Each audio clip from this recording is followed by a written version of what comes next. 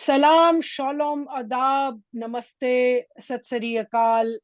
Welcome to Neighbors Talking, a program which looks at South Asia and its neighborhood.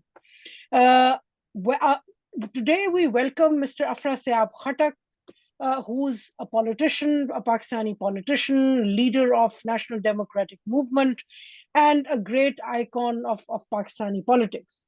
Afra Syab Sab, and normally, we record this program in English, but this time, to make it the conversation available to a lot of people, we'll be talking in Urdu. And this is about the Herat Security Conference, which was just held in Tajikistan, in Dushanbe, Tajikistan. तो welcome अफरा सियाब साहब, आपसे मैंने Herat security conference के मुतालिक बात करनी थी, जिसपे आप भी मौजूद थे, मैं भी मौजूद थी, और कोई 100 और लोग भी थे. तो what was your take away from this conference? जी, बड़ी मेहरबानी आपकी. जैसा कि आप जानती हैं, हेरात सिक्योरिटी डायलॉग पिछले एक अशरे से हमारे खित्ते का यानी इलाकाई सिक्योरिटी और आलमी सिक्योरिटी पर गुफ्तगू का एक अहम फोरम बन गया है. इस दफ़ा चूंकि ये अफगानिस्तान में मुमकिन नहीं था हेरात के अंदर, तो ये दुशंबे में ताजिकिस्तान में हुआ. और जैसा कि आपने फरमाया, 100 से ज़्यादा लोग इसमें शरीक थे मुख्तलिफ मुल्कों के. मेरा ये ख्याल था कि ये कॉन्फ्रेंस बड़ी अहम थी, इसलिए कि ऐसे वक्त में ये कॉन्फ्रेंस मुनाकिद हुई जब अफगानिस्तान में तालिबान के कब्जे को 1 साल गुजर गया है और वहाँ हालात में कोई सुधार नज़र नहीं आ रहा, और बहरान वहाँ गहरा हो रहा है, इंसानी बहरान भी और सियासी बहरान भी, रियासती बहरान भी. इसके साथ हमारे खित्ते के हालात काफ़ी मखदूश हैं. अफगानिस्तान में जो दहशतगर्दी की दहशतगर्द तंजीमें सर उठा रही हैं, और उसका खित्ते में भी असर है. जैसा आपने देखा है, यानी पाकिस्तान में जो तालिबान की तहरीक है TTP, वो खैबर पख्तूनख्वा में एक तरह से शोरश में तब्दील हो गई, इंसर्जेंसी में उसकी लड़ाई. इसके अलावा ताजिकिस्तान और उज़्बेकिस्तान पे भी दबाव बढ़ा है. अफगानिस्तान से वहाँ पे मिसाइल फेंके जाते रहे हैं, जो जिसका दावा दाइश करती रही है. इसी तरह से जो बड़ी ताकतें हैं उनके दरमियान भी तनाव बढ़ा है. यूक्रेन की जंग मगरिब में है, लेकिन उसका इर्तियाश है, उसकी एक तरह से गूंज मशरक में भी सुनाई दे रही है. और अफगानिस्तान के अंदर जो तालिबान की आमद से हवाई सफर वहाँ उसके ऊपर से नहीं होता, तो सारी हवाई कंपनियां अफगानिस्तान के ऊपर सफर नहीं करती, इसलिए सेंट्रल एशिया में आना जो है वो जुनूब से मुमकिन अब नहीं रहा है. तो ये सारी चीजें हैं जिसके अंदर ये कॉन्फ्रेंस मुनाकिद हुई है, और हम और आपने उसमें हिस्सा लिया है. अच्छा, लेकिन इसमें देखे ना, जो तालिबान जो थ्रेट कर रहे हैं पाकिस्तान को, अब देखिए ना, अभी अनकरीब अभी जो हमला हुआ है पाकिस्तान के शारजाह अफेयर्स पे, जख्मी हुए हैं, SSG का जवान जो है वो जख्मी हुआ है. तो सवाल ये उठता है कि फिर पाकिस्तान को तो एक एंगेजमेंट जो है हेरात सिक्योरिटी कॉन्फ्रेंस वालों से भी करनी चाहिए थी, लेकिन आपने देखा कि मोहसिन दावड़, जो कि फॉरेन रिलेशंस कमेटी के चेयरमैन है, पार्लियामेंटेरियन है, उनको आने नहीं दिया. तो ये क्या इस्लामाबाद की क्या पॉलिसी है फिर? जी, ये जो जैसे आपने कहा, बिल्कुल मोहसिन दावड़ MNA एक मारूफ सियासी रहनुमा के अलावा वो यानी कौमी असम्बली की जो फॉरेन रिलेशन कमेटी है उसके चेयरपर्सन हैं. तो उनका रोका जाना तो बड़ी बदकिस्मती की बात है, और सिविल हुकूमत की एक तरह से बड़ी यानी कमजोरी दिखाई देती है. लेकिन ये जो पॉलिसी है, ये वही पॉलिसी है जो जनरल ज़ियाउल हक ने शुरू की थी, जिसके अंदर एक मगरबी जहादी प्रोजेक्ट को अपनाया गया था, और पाकिस्तान से एक ऐसी जंग शुरू हुई जो 40 साल के बाद भी रुकने का नाम नहीं ले रही है. देखिए, तालिबान वैसे तो अफगानिस्तान में बरसर इक़्तिदार हैं, लेकिन उनका सरचश्मा तो पाकिस्तान ही है. यहाँ के मदरसों से वो पढ़कर गए हैं, यहाँ वो महाजिर कैंपों में जो अफगान थे उनके बच्चे हैं जिनकी एक तरह से ब्रेन वॉशिंग हुई है. तो पाकिस्तान का इसमें बड़ा रोल है, और बदकिस्मती से ऐसे नजर आता है कि अब तक पाकिस्तान उस पॉलिसी से निकल नहीं सका है. और ये जो आपने फरमाया, बिल्कुल सही कहा आपने कि ऐसी कॉन्फ्रेंस में पाकिस्तान को भी इंगेजमेंट तो करनी चाहिए, चाहे इख्तिलाफ राय ही क्यों ना हो. लेकिन ये कि चूंकि वो जो लकीर खींची गई थी जनरल ज़ियाउल हक के वक्त में, वो लकीर अभी तक मौजूद है. लेकिन आप देखें, आप मैं फिर उसी मौजू पे आती हूँ जी, कि आप ये देखें ना कि पाकिस्तान को बिल्कुल एंगेजमेंट करनी चाहिए थी। अमेरिका भी, आप देखें, अमेरिका की भी एक पॉलिसी है, अमेरिका ने लड़ाई भी लड़ी है तालिबान के साथ, लेकिन तालिबान के साथ भी वो कुछ एंगेजमेंट भी कर रहा है। लेकिन यहाँ आपने देखा कि जो वाहिद सरकारी कोई अगर डेलीगेशन था तो वो अमेरिकी डेलीगेशन था। तो उनकी आपको क्या पॉलिसी नजर आई जी हेरात सिक्योरिटी कॉन्फ्रेंस में? जी बिल्कुल, आपने ठीक कहा। बड़ा अमेरिकी डेलीगेशन था और उन्होंने काफी एक्टिवली हिस्सा लिया कॉन्फ्रेंस की। तकरीबन हर सेशन में कुछ ना कुछ वो बोले हैं। इसके अलावा रूसी डेलीगेशन भी था, उन्होंने भी काफी एक्टिवली हिस्सा लिया। तो मेरे ख्याल में ये सेंट्रल एशिया में जो नई कश्मकश शुरू हो रही है, ये उसके आसार हैं। यानी एक तरफ रूस है जो 200 साल से सेंट्रल एशिया पर छाया हुआ है, और दूसरी तरफ अमेरिका है और बाज़ यूरोपीय ममालिक थे, उनकी डेलीगेशन भी थी। 10 ममालिक के डेलीगेशन थे अच्छा जो जी। जी जो चाहते थे कि सेंट्रल एशिया में वो एक नई सफाराई में वो भी हिस्सा लें और एक तरह से रूस को यहाँ से निकालने की कोशिश करें। मेरे ख्याल में जो सबसे ज्यादा ताजुब अंगेज बात थी वो ये था कि चीनी मुझे नजर नहीं आए, चीनी वफद या चीनी ऐसे लोग जिन्होंने कॉन्फ्रेंस में हिस्सा लिया हो। मगर बहरहाल ये दो जो ब्लॉक थे ये तो वाज़ेह तौर पर मौजूद थे और दोनों एक दूसरे से पर बरतरी ले जाने की कोशिश करते हुए दिखाई दी। लेकिन अफरा से आप सब ये बताइए कि देखें ना, चाइना का भी एक स्ट्रक्चर जो है, सिक्योरिटी स्ट्रक्चर, डिप्लोमेटिक स्ट्रक्चर खित्ते में मौजूद है। शंघाई कोऑपरेशन ऑर्गेनाइजेशन जो है, जिसमें ये सारे, तकरीबन सारे सेंट्रल एशिया के ममालिक उसके मेंबर हैं। पाकिस्तान भी है, इंडिया भी है, ईरान भी है, अब तो उसमें शामिल हो गया है। तो क्या रूस, और रूस बहुत बड़ा हिस्सा है शंघाई कोऑपरेशन ऑर्गेनाइजेशन का। तो ये जो जैसे हेरात सिक्योरिटी कॉन्फ्रेंस है, जिसमें मुझे तो अंदाजा ये हुआ कि ये एक फोरम तो है, लेकिन अभी वो पक्का जो एक स्ट्रक्चर है जो कि शंघाई कोऑपरेशन ऑर्गेनाइजेशन जैसा, ये तो उसके एक तो मुकाबले का नहीं है। दूसरा ये कि आप ये देखें कि रूस को आप कैसे खत्ते से निकालेंगे? जी, आपका सवाल बहुत दुरुस्त है कि रूस को कैसे निकालेंगे। जाहिर है कि रूस बहुत यहाँ पे उसकी गहरी जड़ें हैं या गहरा असर है। देखिए ना, रूसी जुबान जो है वो तकरीबन सेंट्रल एशिया के सारे ममालिक की अमलन सरकारी जुबान है। अगर उनकी अपनी जुबानें भी हैं जिनको उन्होंने सरकारी जुबान ऐलान किया है, लेकिन अमलन वो रूसी जुबान को इस्तेमाल करते हैं, जैसे हमने ताजिकिस्तान में भी देखा। तो गुजारिश ये है कि ये मुश्किल काम तो है, लेकिन दूसरी तरफ आप देखें जैसे ये जो जिस तरह से दुनिया में महाजराई बढ़ रही है, तो उसके अंदर पिछली सदी में मगरिब ने जिहाद का यहाँ प्रोजेक्ट शुरू करके आपने देखा कि उन्होंने सोवियत यूनियन को तोड़ा। अब दूसरी कोशिश उनकी ये होगी कि मरकजी एशिया में, सेंट्रल एशिया में वो एक रूस को एक और धक्का देने की कोशिश करें ताकि उसको यहाँ से या निकाला जा सके या उसके उसको कम किया जा सके। तो मेरे ख्याल में तीन कुवतों के दरमियान नई सफाराई सेंट्रल एशिया में हो रही है। रूस तो ज़ाहिर यहाँ पुराना खिलाड़ी है और मौजूद रहने का इरादा रखता है। दूसरी तरफ एक तुर्की नेशनलिज्म, क्योंकि सेंट्रल एशिया के 5 रिपब्लिक्स में से 4 जो हैं वो असल में टर्किश हैं। यानी वो चाहे तो तुर्कमन हों, करगेज हों, उज़्बेक हों या दूसरे तुर्कमन हों, ये सारे तुर्की नस्ल हैं। तो आहिस्ता आहिस्ता टर्किश नेशनलिज्म और उसमें न्यू ऑटोमनिज्म हमने देखा है कि तुर्की में नमूदार हो रहा है। ये एक नई लहर है जो इस तरफ तेजी से आगे बढ़ रही है। तीसरी कुवत चीन है जो सेंट्रल एशिया में जाना चाहता है, इनग्रेस करना चाहता है। लेकिन इसमें यह भी याद रखें कि ये जो टर्किश नेशनलिज्म के अंदर इस्लाम है वो उधर से मगरब से आ रहा है, लेकिन हमारे खिते में एक जिहादी इस्लाम भी है जो 1980 की दहाई से अनलीश हुआ या हरकत में आया है।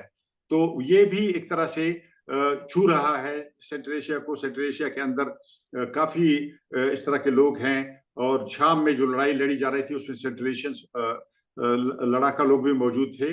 तो वो लोग वापस आ रहे हैं और अफगानिस्तान जो है एक तरह से एक लॉन्चिंग पैड उनके लिए बन रहा है। तो इसलिए मैं समझता हूँ कि ये लड़ाई नए सिरे से शुरू हो रही है। ये जो अफगानिस्तान के लॉन्चिंग पैड बनने का, अगर आप उस पर गौर करेंगे تو آپ کو نظر آ جائے گا کہ کس طرح کی کشمکش سینٹرل ایشیا کو ہلانے کے لیے آگے بڑھ رہی ہے. لیکن آپ یہ دیکھیں کہ کانفرنس میں جو بات ہو رہی تھی، بات تو ایک ہو رہی تھی کہ ایک نیا پولیٹیکل سٹرکچر جو ہے وہ افغانستان کے لیے جو انکلوسیو ہو. اب ایک سوال جو میرے خیال میں کانفرنس کے دوران بھی اٹھا تھا وہ یہ تھا کہ انکلوسیوٹی کے سب کو شامل کرنے کا جو فارمولا ہے وہ کس کا ہوگا. طالبان بھی کہہ رہے ہیں کہ ہم سب کو شامل کرتے ہیں، یہ بھی کہہ رہے ہیں. تو آپ کے خیال میں کہ ایک تو ایک نیا سیاسی فارمولا بھی کو ایجاد کرنے کی کوشش کی جا رہی ہے؟ بالکل جی. اصل میں اس میں جو ظاہر ہے جو ہرات سیکیورٹی کانفرنس میں منتظمین اور زیادہ تر لوگ جو تھے وہ افغانستان کے شمال سے ان کا تعلق تھا اکثریت کا. تو اس میں وہ رنگ زیادہ نظر آیا. اور نئے ڈھانچے کی بات تو ویسے سارے لوگ کر رہے ہیں، انکلوسیوٹی کی بات بھی سارے لوگ کر رہے ہیں، لیکن انہوں نے زیادہ ظاہر ہے کہ ڈی سینٹرلائزیشن پر ان کا زور زیادہ ہے، یا ایک نئے وفاقی ڈھانچے کی بات بعض لوگ ان میں کر رہے تھے. لیکن جیسا کہ آپ نے دیکھا خود یہ جو لوگ بات کر رہے تھے ان کی باتوں میں زیادہ انکلوسیوٹی نظر نہیں آئی. وجہ یہ ہے کہ افغانستان میں بدقسمتی سے ایسی بڑی سیاسی پارٹیاں موجود میں نہیں آئی ہیں جو سارے افغانستان کی نمائندگی کر سکیں اور جس کے اندر ایک پورے افغانستان کا نقطہ نظر سمایا ہوا ہو. تو یہ مشکل وہاں بھی ہمیں دیکھنے کو ملی ہے، آپ نے بھی دیکھا ہوگا. یہ جی جی. ایک واقعی ایسا پرابلم ہے. لیکن یہ حقیقت ہے کہ طالبان کا موجودہ سٹرکچر جو خود طالبان کے لیے بھی انکلوسیو نہیں ہے تو ظاہر ہے کہ افغانوں کے لیے تو بالکل انکلوسیو نہیں ہے. اور میں سمجھتا ہوں کہ یہ جو طالبان کا موجودہ سٹرکچر ہے اس پہ تو میرا خیال ہے کوئی دو رائے نہیں ہے کہ اس کا کوئی مستقبل نہیں ہے. اور یہ سو کال جو انٹرم گورنمنٹ ہے یہ انٹرم بھی ہوگی، اور میرا خیال ہے کہ اس کے آگے کوئی اور سسٹم جو ہے اس کے آنے کے امکانات آپ بڑھ رہے ہیں. یعنی کہ جو طالبان کی انٹرم گورنمنٹ ہے آپ اس کی بات کر رہے ہیں. جی بالکل. ایک مطلب ایک نیا پولیٹیکل سٹرکچر جو ہے وہ قائم کرنے کی بات ہو رہی ہے.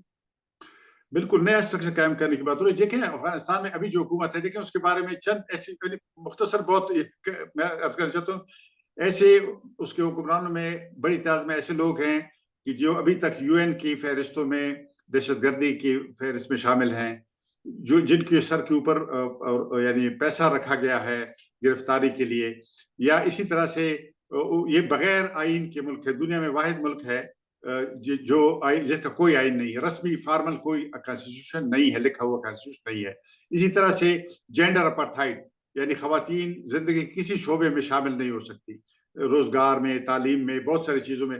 تو یہ ایسا نظام ہے کہ جس کے اندر خرابی کی اتنی صورتیں ہیں کہ یہ اس کی پائیداری جو ہے وہ تو ممکن نہیں ہے. جس طرح سے اور کوئی ارادہ ان کا نظر نہیں آتا کہ وہ اصلاح پہ تیار ہوں یا مذاکرہ کرنے پر تیار ہوں. پہلے تو کہتے تھے کہ ڈاکٹر اشرف غنی کی حکومت مذاکرات نہیں کر رہی ہے، لیکن اب دیکھیں نا 1 سال سے زیادہ ہو گیا ہے افغانستان کے اندر جو نان طالبان لوگ ہیں کتنے لوگوں سے انہوں نے مذاکرات کیے ہیں.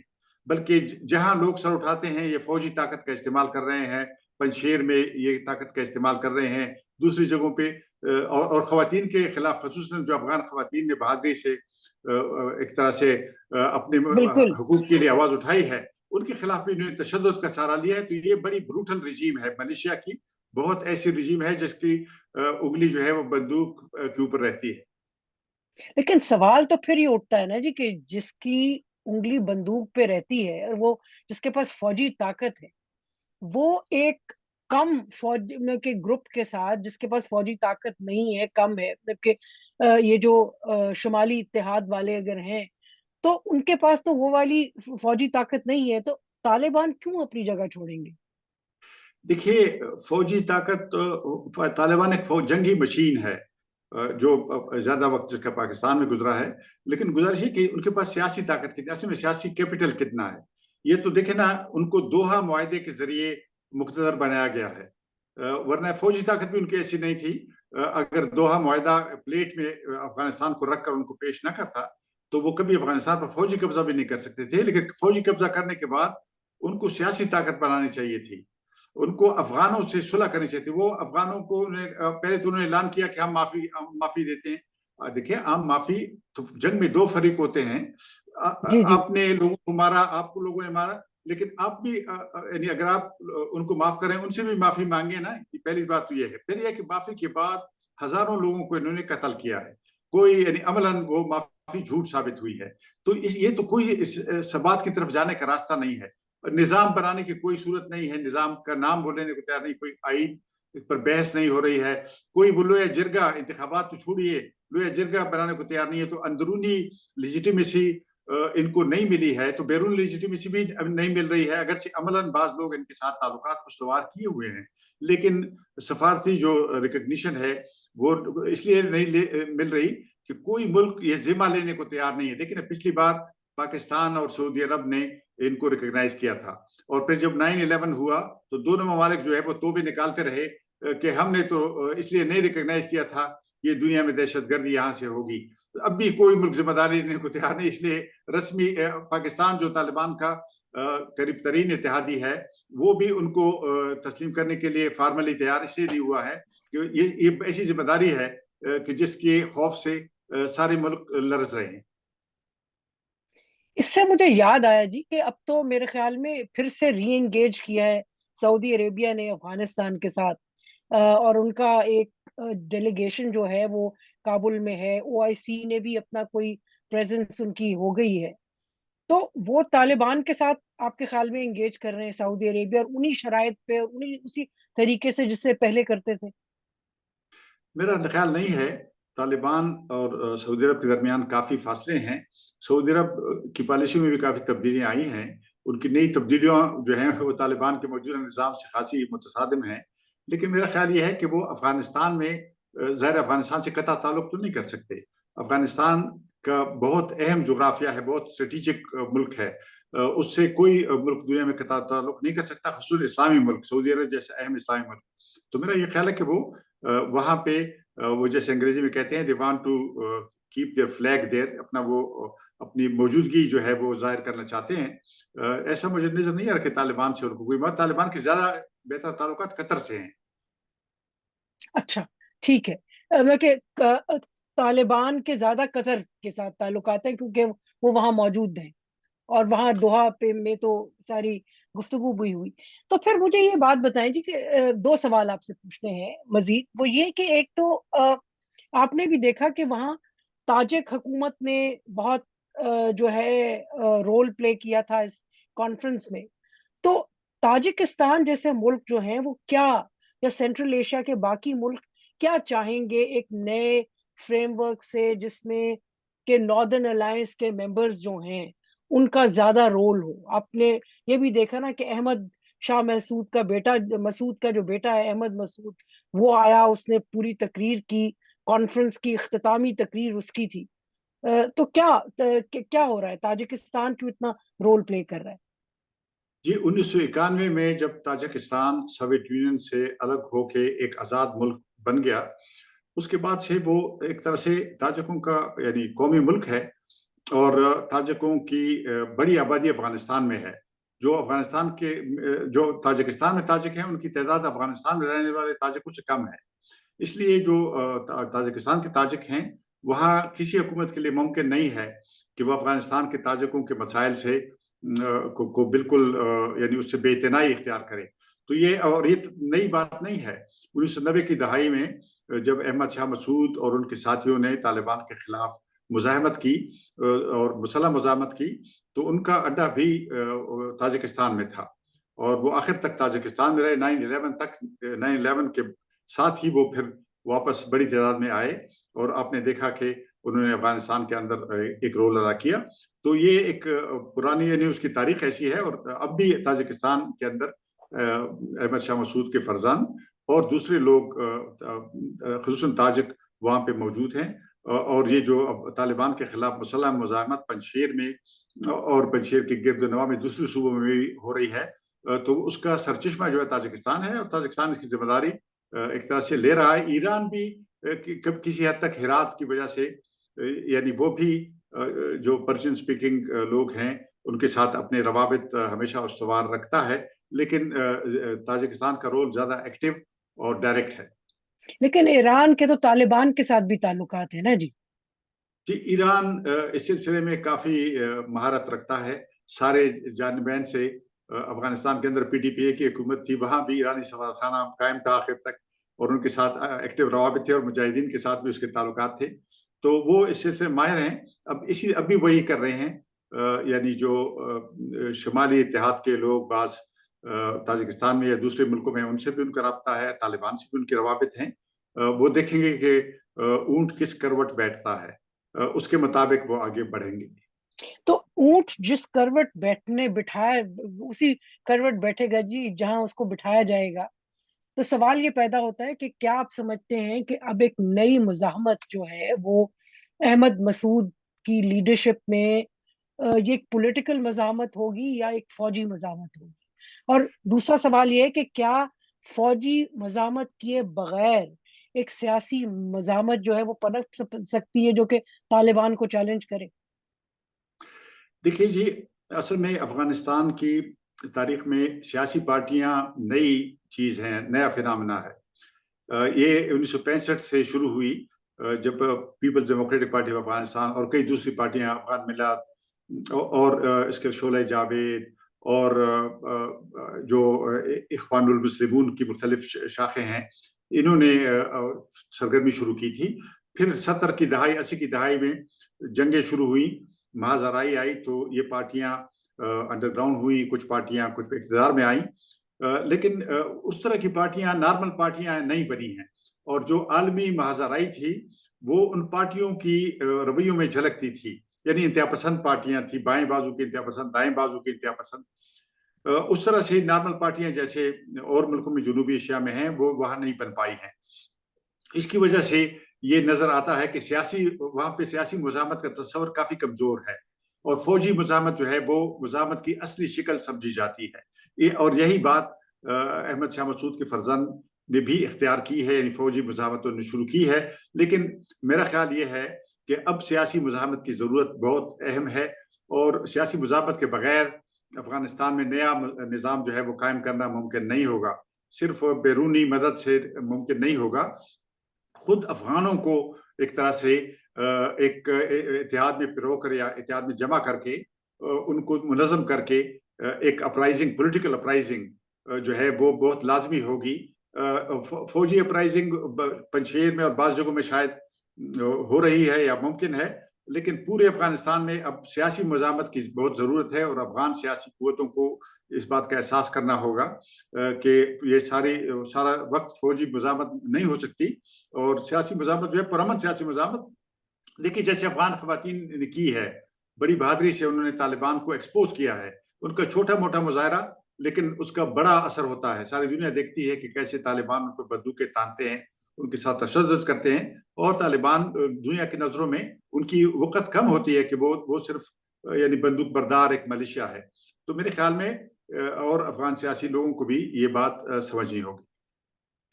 اس سے تو یوں لگتا ہے جی کہ شاید طالبان بھی جو ہے وہ ان پہ اثر ہوا ہے اس یہ جو خواتین نے مزاحمت کی ہے، جس کی میرا تو خیال ہے کہ شاید اس کا فائدہ ہم نے اٹھایا کہ ہم نے ہنا ربانی گھر کو بھیجا ابھی کابل کہ ان سے بات کریں. ایک سگنلنگ ہے، اور انہوں نے بھی ایکسیپٹ کیا کہ آنے دیا ہنا ربانی گھر کو اور ان کے ساتھ بیٹھ کے بات کی.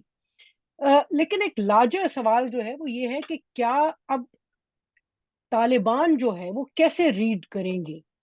دیکھیں نا، یہ جو جیسے ہرات سیکیورٹی کانفرنس ہے، اور یہ ایک سگنل ہے کہ دوسری طرف کے لوگ بھی اکٹھے ہو رہے ہیں، تو طالبان آپ کے خیال میں کیا ریئیکٹ کریں گے؟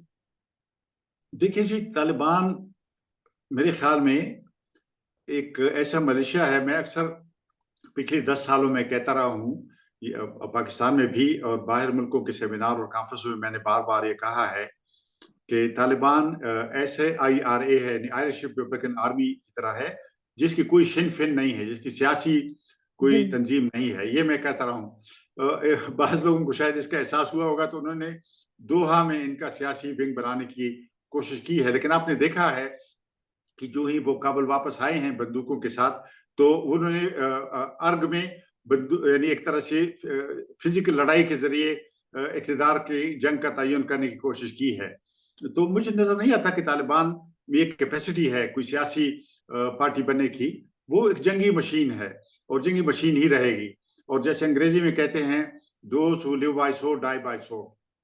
جو تلواروں سے حکومت کریں گے ان کو تلواروں سے شکست ہوگی یا فتح ہوگی، جو بھی ہوگی تلواروں سے ہوگی.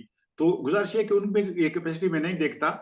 وہ جس طرح ریجڈ ہیں، جس طرح سے وہ ایک تنگ نظر متعصب سیاسی ذہنیت رکھتے ہیں، اس میں گنجائش نظر نہیں آتی ہے.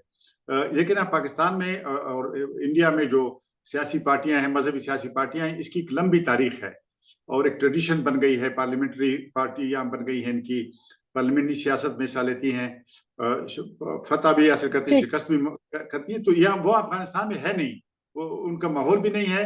اور طالبان کا مجھے نظر نہیں آتا کہ وہ بدل سکتے، اور بدل گئے تو طالبان نہیں رہیں گے. صحیح بات ہے.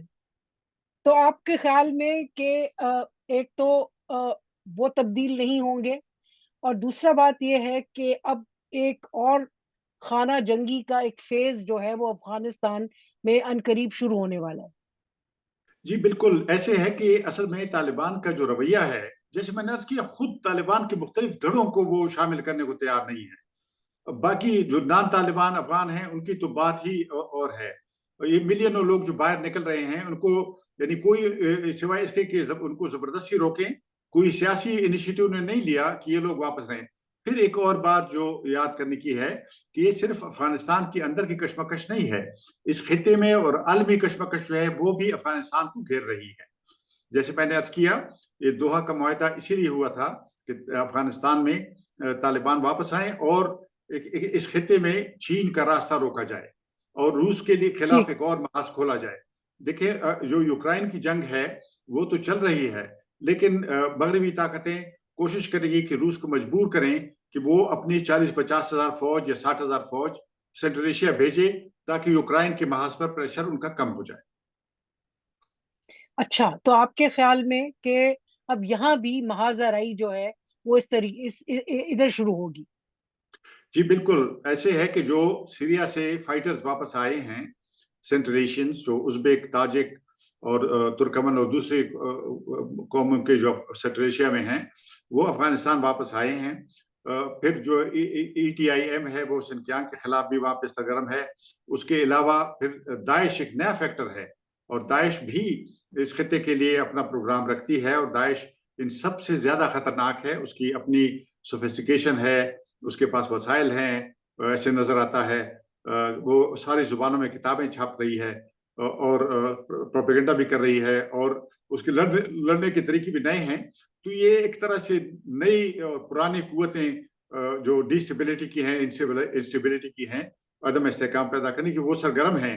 تو یہ تو ایک میں سمجھتا ہوں کہ ایک نئی کشمکش جو ہے شروع ہے، اور اس کا ہدف سینٹرل ایشیا ہے. اور سینٹرل ایشیا کے اندر جو ایک رکی ہوئی ٹرانزیشن ہے، دیکھیں نا، کمیونزم وہاں سے جاتا رہا، اتھارٹیرین گورنمنٹس ہیں وہاں پہ، ڈائنیسٹک بن گئی ہیں، صدر ہے اس کا بیٹا پھر صدر ہے، اس کا پھر نواسا پوتا صدر ہے. تو یہ جو سلسلہ ہے وہاں بھی ایسا ایسا سے ہم نے دیکھا ہے کہ غربت ہے اور ایک طرح جی سے بالکل. تبدیلی کے راستے بند ہیں. تو یہ کشمکش وہاں بھی جانے کا امکان ہے. یہ تو افراسیاب صاحب آپ نے بہت ہی دل کو گھبرا دیا کہ ایک بہت کشمکش جو ہے وہ شروع ہونے والی ہے. آپ کا بہت بہت شکریہ جی، اپنا ٹائم آپ نے دیا اور شیئر کیا کہ ہرات سیکیورٹی کانفرنس میں کیا ہوا، کیا باتیں ہوئی اور آپ نے کیا دیکھا. اب تو بندہ دیکھ ہی سکتا ہے اور دعا ہی کر سکتا ہے کہ اس آگ سے جو کہ اگر لگنے والی ہے اس سے ان تمام ممالک کو بچائے اور ہم خود پاکستان جو ہے اس سے بچے. بہت بہت شکریہ جی. آپ کا شکریہ جی، تھینک یو.